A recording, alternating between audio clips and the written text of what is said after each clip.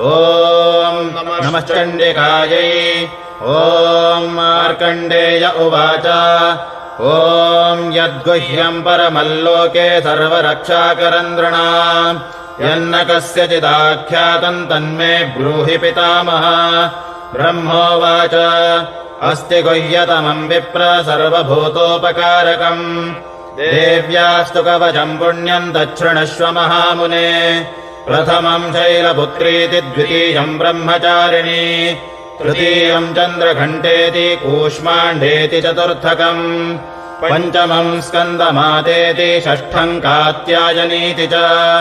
सप्तमम् कालरात्रिश्च महागौरीति चाष्टमम् नवमम् सिद्धिदात्री च नवदुर्गाः प्रकीर्तिताः